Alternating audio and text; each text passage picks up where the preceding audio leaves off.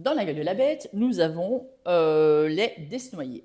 Alors, Maître Desnoyers, il est notaire de père en fils. Il fait partie, avec Max Vandenberg, d'une archiconfrérie qui prie pour que les Juifs se convertissent au catholicisme pour sauver leur âme du purgatoire, pour la rédemption des péchés, pour sauver des âmes. Et donc, en fait, ils vont accueillir une juive. Donc, la maman de Léa Desnoyers, donc de la femme de Maître Desnoyers, est décédée. C'est elle qui s'occupait des enfants Desnoyers. Et donc, quand elle décède, il faut bien trouver quelqu'un d'autre. Et Max Vandenberg, qui fait partie du réseau catholique, propose alors, dans ce cas-là, aux Desnoyers d'accueillir une juive qui s'appelle Fania, Nicole Pitbeuf, qui fera comme ça, qui s'occupera des enfants. Ils acceptent pour différentes raisons, mais aussi parce que faisant partie de cette archiconfrérie, en fait, c'est important de pouvoir prier pour la conversion des Juifs, et il espère dans ce cas-là pouvoir sauver des âmes et pouvoir peut-être la convertir également.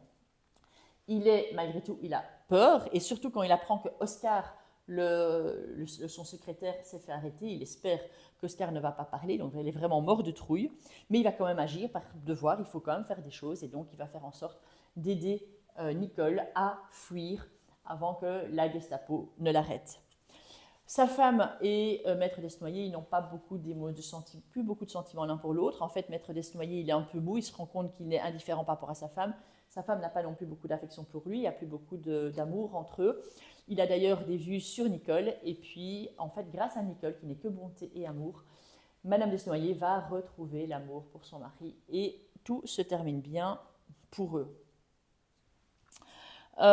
C'est d'ailleurs Madame Desnoyers qui va conduire Nicole à l'eau vive où ils vont pouvoir après normalement partir vers la Suisse, et donc Madame Desnoyers aussi, elle va donner les 5 000 francs pour payer le passeur pour partir vers la Suisse. Maître Desnoyers, en fait, il a la chance d'avoir une voiture et 2000 litres d'essence parce que son papa a connu la Première Guerre mondiale, et quand les Allemands ont attaqué en 1940, il s'est dit qu'il fallait tout de suite installer une cuve, mettre de l'essence, parce qu'après, ce serait plus possible. Comme ça, il avait un stock au cas où il devrait fuir. Et c'est grâce à ça qu'ils peuvent facilement, sans encombre, amener Fania à l'eau vive. Et puis, dans le réseau catholique, nous avons également Max Vandenberg. Alors, Max Vandenberg, il est avocat, donc catholique. Avec l'abbé Muller, il a monté le réseau catholique pour cacher les Juifs. Il a la trouille, il sait qu'il risque sa vie, mais en même temps, il agit selon sa conscience.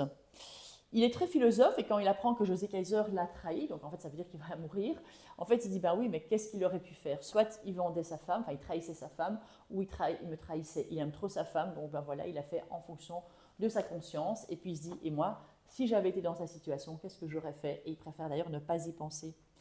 Max Vandenberg ne se sent pas du tout l'âme d'un héros, il fait juste ce que sa conscience lui dit de faire, et sa conscience lui dit d'aider les Juifs pour la rédemption des péchés, pour sauver leur âme, et parce que c'est simplement un acte citoyen, d'une certaine manière.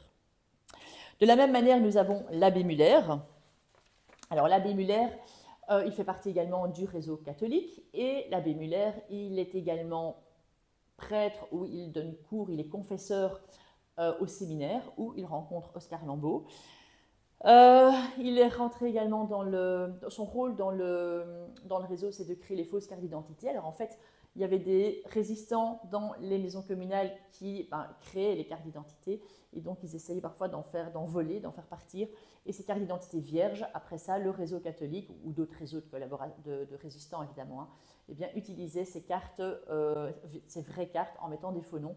C'est comme ça que par exemple Volko devient Grégoire du Marteau, que la Jacques Crandall devient Léa. C'est grâce à ces fausses cartes d'identité, et c'est le rôle de l'abbé Muller. L'abbé Muller, il est très naïf aussi, naïf, il garde ces fausses cartes pas très fort bien cachées, parce qu'en fait, il croit naïvement que les Allemands ne vont pas les fouiller dans un séminaire, dans son bureau, en tant que prêtre. Évidemment, les soldats allemands, on sait bien, la SS, la Gestapo s'en fout royalement. On le voit d'ailleurs dans tous les livres, Mathias, c'est ce qu'il dit aussi. L'abbé Muller, en fait, il a des penchants homosexuels. Pourquoi est-ce qu'il va chasser Oscar du séminaire? C'est parce que quand il découvre qu'Oscar se flagelle et qu'il va le soigner, il voit qu'Oscar frémit également. Et lui s'était bien rendu compte, abbé Muller, qu'il a des sentiments pour Oscar. Et d'ailleurs, il espère bien que Oscar va le trahir lui, puisque on trahit toujours la personne qu'on aime. Donc ça, c'est par rapport aux résistants, on va dire, ceux du réseau catholique. Maître Desnoyers, qui lui, c'est plutôt son rôle, c'est d'accueillir une juive avec sa femme.